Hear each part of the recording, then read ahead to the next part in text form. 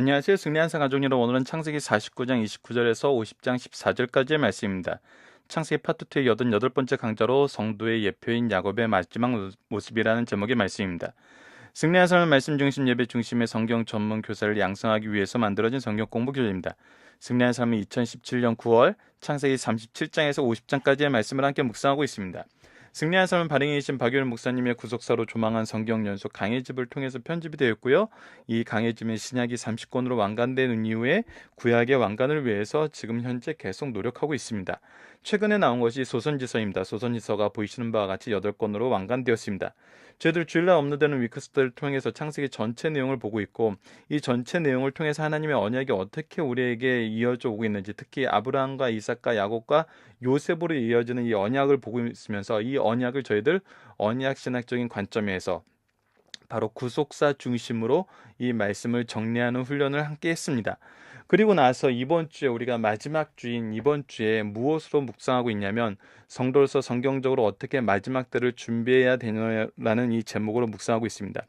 우리가 이 마지막 때를 준비하면서 어제 이 야곱의 유언이 가장 이번 주 말씀의 하이라이트였던 걸 봤습니다. 이것을 통해서 야곱이 무엇을 하냐면 그 아들들의 죄를 지적합니다. 죄를 지적하는 것을 통해서 반드시 이끌어내는 것을 회개를 이끌어내는 것이죠. 그리고 나서 그들에게 이 먼 미래에 대한 예수님의 구속에 대한 유다의 예언을 먼저 하고, 그리고 나머지 형제들을 통해서 가나안에서의 모습을, 가나안 땅에서의 모습을 예언을 하고, 그리고 그 모든 증거로 지금 요셉에 대해서 증거를 합니다.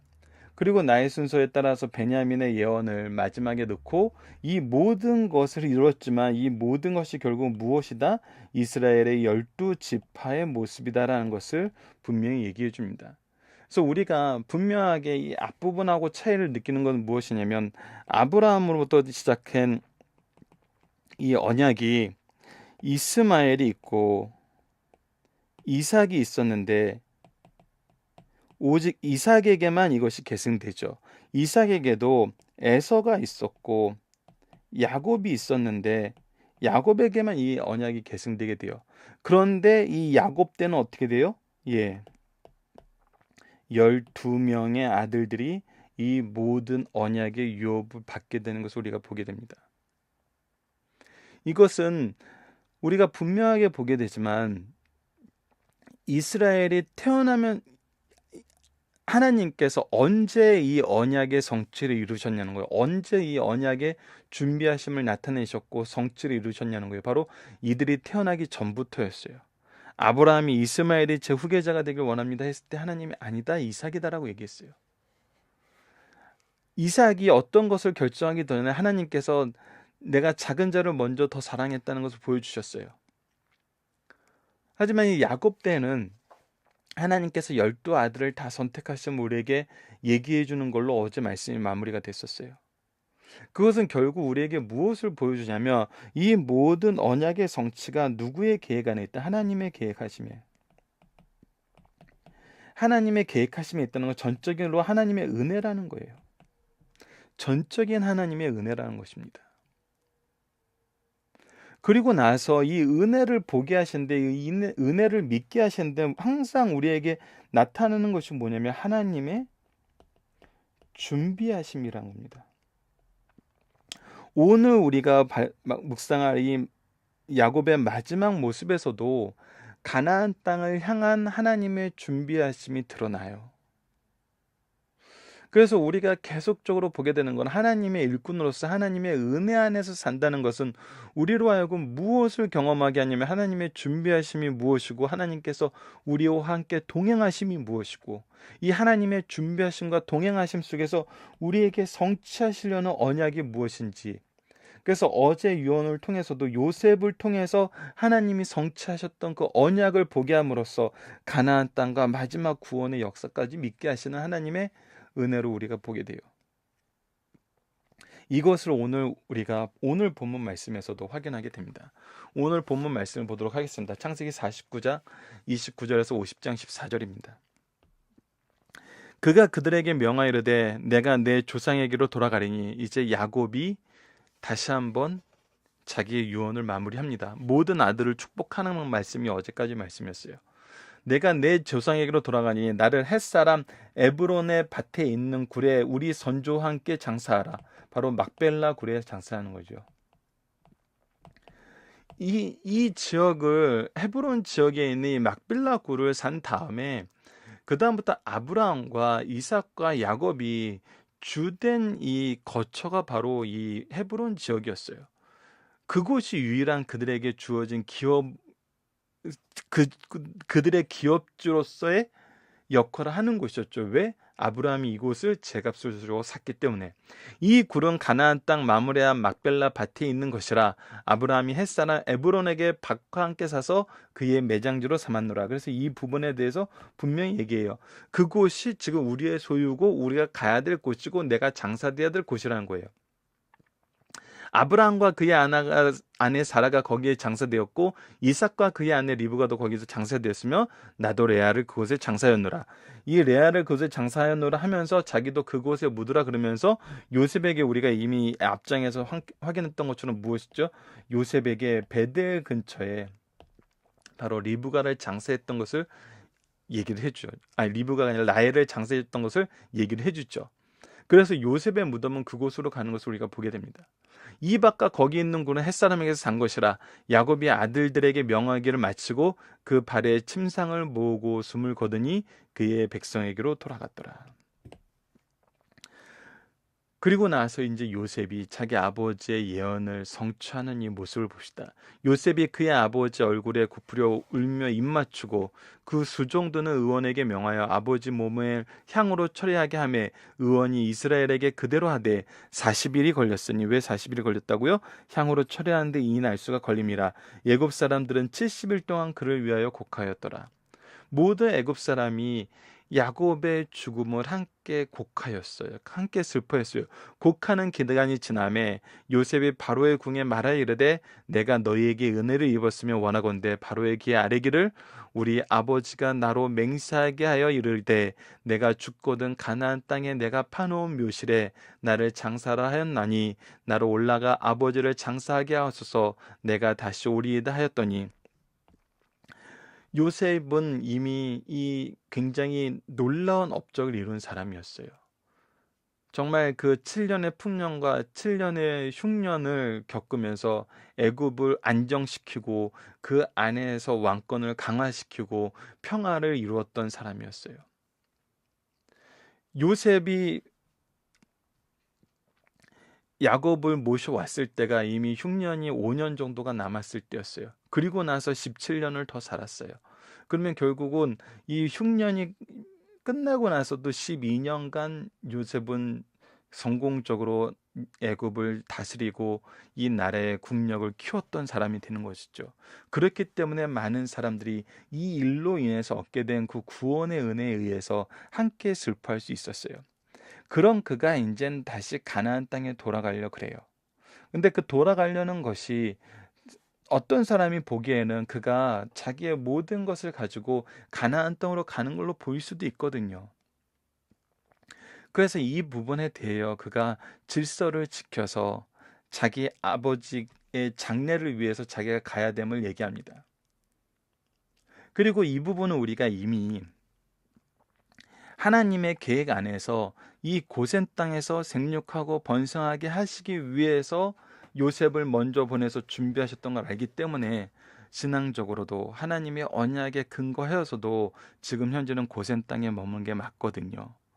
그래서 이 일을 정말 오해 없이 질서 있게 하기 위해서 잘못된 오해로 그들이 고센 땅에서 정착하는 것 또한 지장이 있지 않게 하기 위해서 그는 질서 있게 이 일에 대해서 바로에게 보고를 하고 바로의 허락을 구합니다. 그러자 이제 6절을 봅시다. 바로가 이르되 그가 내게 시킨 맹세대로 올라가 내 아버지를 장사하라. 요셉이 자기 아버지를 장사로 올라가니 바로의 모든 신하와 바로의 궁의 원로들과 애굽 땅의 모든 원로와. 근데 놀라운 것은 뭐냐면 이 장래에 정말 애굽의 모든 유력자들이 다 함께 동참하게 되었다는 거예요. 그것뿐만 아니라 이 9절에서 보면 병거와 기병이 요셉을 따라서 올라갔어요. 이 모든 것에 대한 안전을 지키고 이 모든 행사가 애굽의 행사였던 것을 드러내는 거죠. 자, 이 7절부터 계속부터 요셉이 자기 아버지 장사로 올라가니 바로의 모든 신하와 바로의 궁의 원로들과 애굽 땅의 모든 원로와 요셉의 온 집과 그의 형제들과 그의 아버지 집이 그와 함께 올라가고 그들의 어린 아이들과 양떼와 소떼만 고센 땅에 남겼으니 병거와 기병이 요셉을 따라 올라가니 그때가 심히 컸더라. 이것은 어떻게 보면 나라 전체가 움직이는 것처럼 보일 수도 있거든요. 모든 유력자가 함께 올라가고 있는 거예요. 그들이 요단강 건너편 아닥 타작 마당에 이르러 거기서 크게 울고 애통하여 요셉이 아버지를 위하여 7일 동안 애곡하였어요. 이때 어떤 일이 있었냐면 이 어마어마한 사람들이 모여서 7일 동안 애곡을 하는 거예요. 7일 동안. 7일 동안 애곡을 한다는 건 그 지역에 있는 사람들은 모두가 그것을 경험했고 이 경험한 내용이 전파되기에 충분한 시간이었다는 거예요. 그래서 그 땅 거민 가나안 백성이 아담 마당에서 애통함을 보고 이르되 애굽 사람들의 큰 애통이라 하였으므로 그 땅의 이름이 아벨 미스라임이라 하였으니 그 요단강 건너편이었더라. 바로 요단강 건너편에서 이 일이 이루어져요. 그리고 이 일이 이루어졌다는 것이 어떻게 되냐면 가나안 족속에게 기억으로 남아요. 그 일이 이어져 내려올 수 있도록 그 지역의 이름까지도 이 이름으로 바꿔서 불리고 있다는 거예요. 이것은 무엇을 얘기하냐면 야곱이 장사된 이후에 어떤 일이 일어납니까? 400년간 이 땅은 주인 없는 땅으로 그냥 방치가 돼요. 그런데 이 사건으로 인해서 무엇이 기념되게 하는 거예요? 이 땅이 바로 아브라함이 그가 값을 치르고 사서 그 가족들이 장사되고 있는 곳이라는 증거가 남게 되는 거죠. 너무나 확실한 증거가 남게 되는 거예요. 즉 이곳은 누구의 땅이었다? 아브라함의 땅이었다. 야곱의 아들들이 아버지가 그들에게 명한 대로 그를 위해서 따라 행하니 그를 가나안 땅에 메어다가 마물의 막벨라 굴에 장사했으니 이는 아브라함이 해족소 에브론에게 밭과 함께 사서 매장지로 삼은 곳이었더라. 무엇을 위해서 이들이 애굽인들이 이렇게 올라와서 애곡하는지 가나안 그 지역 족속들이 다 알게 되었어요. 그리고 이 일이 다시 한번 증거가 되었어요. 이 증거가 결국 무엇이 돼요? 나중에 이들이 돌아왔을 때 이 땅의 성격과 이곳이 왜 돌아와야 될 곳인지를 가나안 땅의 사람들과 바로 이스라엘 사람들에게 양쪽에 다 증거가 되었다는 거예요. 하나님께서는 어떻게 이들을 돌아오게 하고 무엇을 위해서 돌아오게 하시는지를 미리 알게 하신 거예요. 누가? 그 지역에 사는 가나안 지역에 사는 사람들과 이 이스라엘 모든 사람들에게 이것을 증표로 남겨주시는 거죠. 이것은 무엇을 말씀해요? 하나님께서 다시 이들을 돌아오게 하시겠다는 하나님의 준비하심의 한 모습이라는 거죠. 그래서 요셉이 아버지를 장사한 후에 자기 형제와 호상꾼과 함께 애굽으로 돌아왔더라. 자, 본문 묵상하기를 보도록 하겠습니다. 야곱이 마지막으로 유언한 내용은 무엇이고 이것을 중요하게 여기는 이유는 무엇입니까? 그를 아브라함이 묻혔던 그 막벨라 굴로 자기를 묻어 달라는 거예요. 왜 그래요? 그곳이 그들에게 본향이라는 거예요. 하나님께서 인도해 주시는 곳이 바로 그곳이라는 거예요. 그렇기 때문에 너희들은 무엇을 바라보고 살아야 된다는 거예요? 바로 가나안 땅으로 돌아올 것을 바라보고 살아야 된다는 거예요. 고센 땅에서 너희들이 있지만 이것은 굉장히 신학적으로 중요한 사상입니다. 우리가 이 세상을 살지만 우리는 어디를 바라보면서 살아야 돼요? 하나님 나라를 바라보면서 살아야 돼요. 하나님이 우리에게 허락하신 그곳을 바라보면서 살아야 돼요. 우리의 처소는 바로 그곳이라는 거예요. 이거는 삶의 모습이 완전히 달라지는 것입니다. 이것이 엄밀하게 말하면 이스라엘 민족이 애굽에 소속된 고센 땅에서 거룩함을 유지하고 그들이 분리된 삶을 살 수 있었던 이유예요. 출애굽을 할 수 있었던 하나님의 장치였던 거예요. 우리가 이 땅에서 산다는 거, 이 땅에서 그리스도인으로 산다는 것은 이 땅에서 어떠한 모습으로 사는 거, 그것도 중요하지만 그것은 여러 가지 다양한 모습으로 나타나요. 다양한 환경에서, 다양한 요건에서, 다양한 조건에서, 다양한 방법으로, 다양한 모습으로 살게 돼요. 그런데 동일한 건 뭐예요? 동일한 것은 바로 우리가 하나님 나라로 가는 그 백성들이라는 거예요. 가나안 땅으로 돌아가야 되는 그 백성이었던 것처럼 우리는 하나님 나라로 가는 백성들이라는 거예요. 이것이 분명한 차이를 만드는 거예요. 애굽 사람들과 이스라엘 가족들의 차이는 우리는 하나님이 언약해 주신 이 땅으로 돌아갈 사람이란 거예요. 그것이 구체적으로 나타난 것이 바로 창세기 이후에 이어지는 출애굽기 아닙니까? 우리가 이 땅에서 사는데 우리가 이 땅과 분명히 구별되고 하나님의 백성과 세상이 구별되는 것은 무엇이냐면 분명하게 나타나는 것은 우리는 하나님 나라를 바라보며 사는 사람이란 거예요. 그래서 이 땅의 것을 위해 그것을 포기할 수 없어요. 동시에 이 땅에 있는 모든 것이 그곳을 향한 하나님의 준비하심이었고 하나님의 뜻 안에서 쓰여져야 되는 것을 알아요.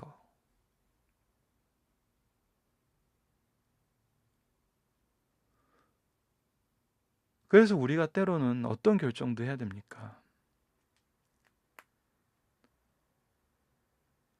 때로는 우리가 교회에서 신앙생활 할 때 우리 교회가 우리 가정이 하나님 나라로 가는 것이 방해받지 않도록 이 세상의 것을 양보하고 세상에서 억울한 일도 당하는 것이 당연하잖아요. 교회가 그 지역 사회에서 때로는 억울함을 감내하는 이유가 뭡니까? 바로 그들에게 하늘나라를 보여주기 위한 거거든요. 우리는 하늘나라를 향하여 가는 사람이기 때문이에요. 그래서 내가 그곳을 가는데 장애가 되거나 내가 그것을 소개하는데 장애가 되는 것이 있다라면 그것이 나를 억울하게 만들고 나로 미치게 만드는 거여도 우리는 감수한다는 거예요. 왜? 그것이 우리의 아이덴티티거든요.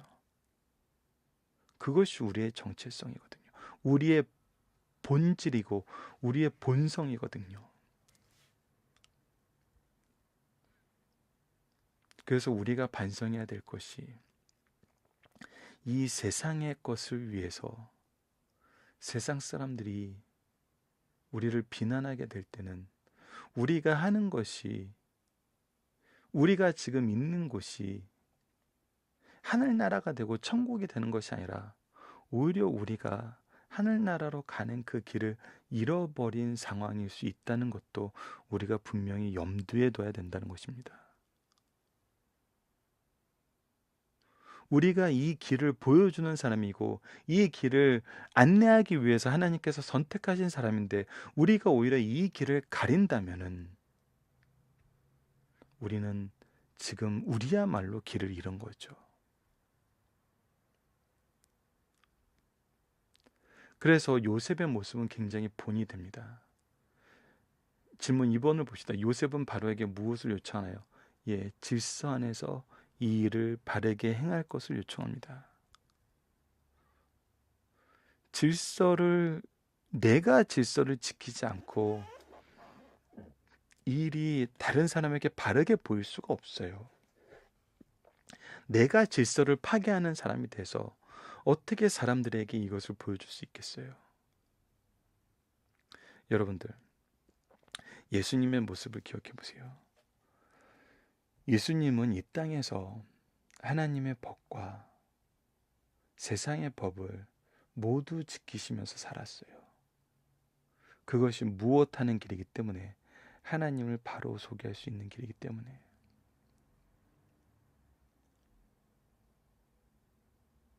이것은 굉장히 우리에게 시사하는 바가 큽니다.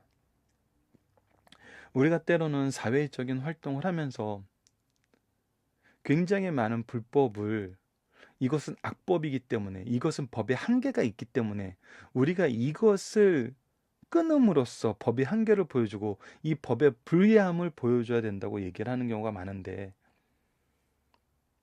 그러면서 그것을 본인이 그렇게 생각했다고 하면 그나마 이해를 하겠는데, 그것이 하나님의 영광을 위해서, 예수 그리스도의 사랑을 위해서 이렇게 했다고 하는 것은 성경에서 찾아보기 힘든, 제가 볼 때는 없는 내용이에요. 정말 우리가 질서를 지키는 삶을 산다는 것은 정말 복음을 위해서 가장 기초적인 덕목이라는 것을 우리가 알아야 됩니다. 우리가 요즘에 가뜩이나 언론에서 많은 비난들이 나와요. 그 비난들의 대부분이 뭐예요? 선한 일을 한다고 생각하고 하나님의 영광을 위해서 일한다고 하는데 너무나 많은 범법들이 그 안에 드러나요. 그들이 도대체 무엇을 보겠어요? 그들이 그 일을 통해서 하나님의 영광을 보겠어요? 아니거든요. 그래서 요셉의 모습이 우리에게 가르쳐 주는 건 굉장히 큽니다. 질서를 지키는 그 모습. 우리가 이 세상을 살아갈 때 우리가 질서를 왜 지키는지 그 근본적인 이유가 달라요. 세상 사람들도 질서 지켜요. 근데 우리가 질서를 근본적인 이유는 더 큰 거죠. 바로 요셉이 보여줬던 것처럼 하나님 앞에 죄를 범할 수 없다 이거예요. 왜 그럽니까? 우리를 통해서 하나님이 드러내시거든요. 무엇을, 하나님의 뜻을, 하나님의 계획을, 하나님의 은혜를, 하나님의 사랑을, 하나님의 이 역사하심을. 근데 우리가 왜 불법을 정해요? 우리 스스로가 하나님의 일하심을 반대하는 입장에 서게 되는 겁니다. 자, 마지막 3번입니다. 가나안 땅에 올라간 사람들은 누구이며 이들은 무엇을 하였나요? 바로 애굽의 모든 유력자들이 함께 올라갔고 이들을 호위할 병과 기병까지도 올라갔어요. 결국 말하면은 애굽의 주력이 올라간 거예요.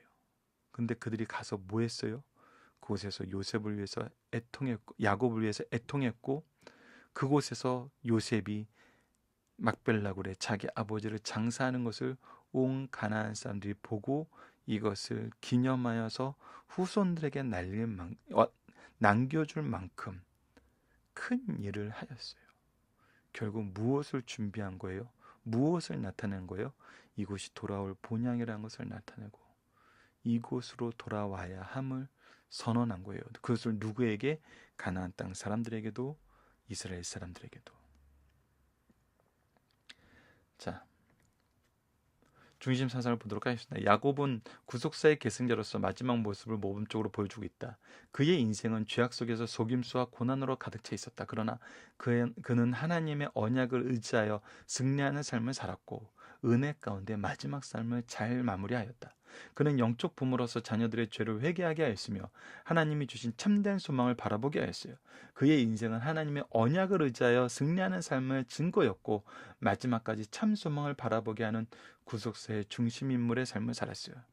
여러분들, 우리 이 교제 이름이 뭡니까? 승리하는 삶입니다. 승리하는 삶은 뭐에 있다고요? 언약을 의지하는 삶에 있다고요. 말씀을 의지하는 삶. 이것을 인정하고 의지하는 것이 우리 삶 속에서 하나님의 일하심으로 증명된다니까요. 하나님의 준비하심과 동행하심이 우리와 함께하고 있고 이 안에서 반드시 우리에게 하신 이 말씀의 성취를 보여주세요. 이것을 통해서 무엇을 하게 하세요? 사람들이 하나님을 인정하게 하고 하나님을 발견하게 하고 하나님을 믿도록 인도한다는 것입니다. 그래서 우리가 구속사의 중심 일꾼이라는 거예요. 언약을 의지하는 우리가 바로 구속사의 중심 일꾼인 것입니다. 두 번째, 야곱의 유언을 신실하게 지키는 계승자 요셉을 볼 수 있습니다.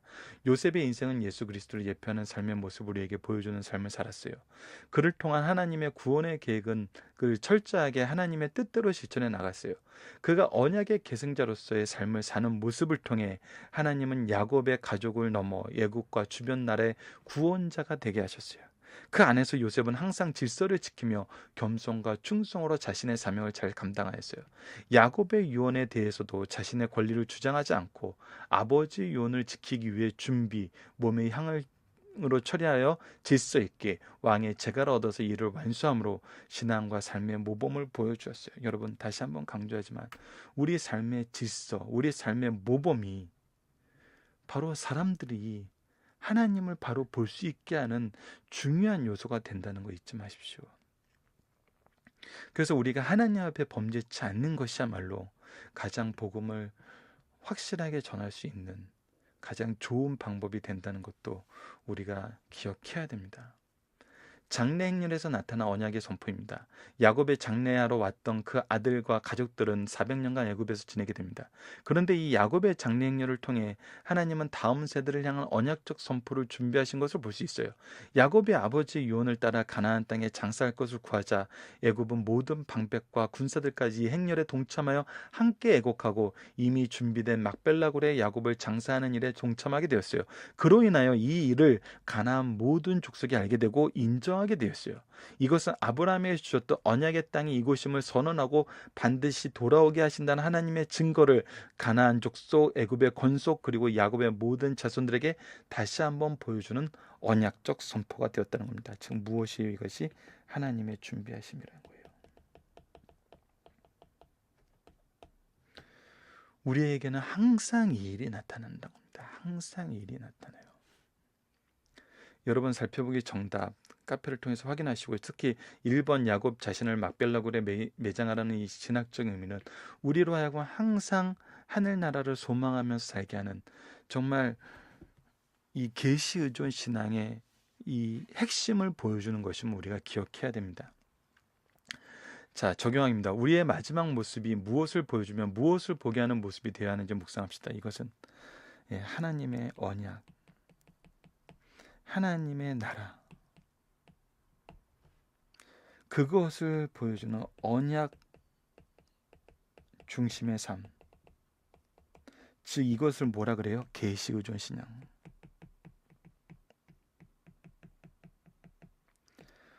우리는 이것을 항상 보여주는 삶을 살아야 됩니다. 하나님의 말씀이 어떻게 우리 삶의 성취가 되는지, 우리가 무엇을, 어떤 말씀을 의지하고 사는지. 여러분, 교회는, 우리의 가정은 딱 이거 하나예요. 하나님 말씀의 선포. 이것으로 인해서 우리가 하나님의 언약이 무엇인지 알도록 해야지 언약이 어떻게 성취되는지를 알 수 있는 거거든요. 언약이 무엇인지 알아야지 그것을 의지할 수 있는 거거든요. 그래서 교회는 말씀이 선포돼야 되고 말씀이 계승돼야 됩니다.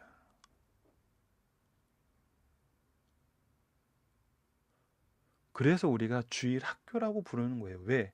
이곳에서 계승돼야 될 하나님의 언약적 내용이 있기 때문에 우리 가정이 항상 이 일이 활발하게 이루어져야 된다는 거예요. 앉으나 서나 항상 말씀을 묵상하여 가르치는 그 내용을 우리가 신명기에서 확인하게 되잖아요. 신명기에서 왜 하나님의 말씀을 왜 우리에게 주셨는지 나타내는 말씀이 있잖아요. 이것을 우리가 기억하면서 계승하는 승리한 삶 가족 여러분들 되었으면 합니다. 말씀을 기초로 기도하기를 통해서 마치겠습니다. 하나님, 우리의 삶이 그러하듯이 우리의 마지막 모습도 하나님의 언약을 선언하며 의지하게 하시고 우리 자녀와 제자들이 항상 이것을 기억하며 기념하며 바른 믿음으로 이 세상 속에서 하나님과 동행하며 하나님의 일꾼으로서 세상을 이기고 세상에 하나님의 계획을 선포하는 주의 자녀들이 되게 하여 주소서. 예수님 이름으로 기도드립니다. 아멘.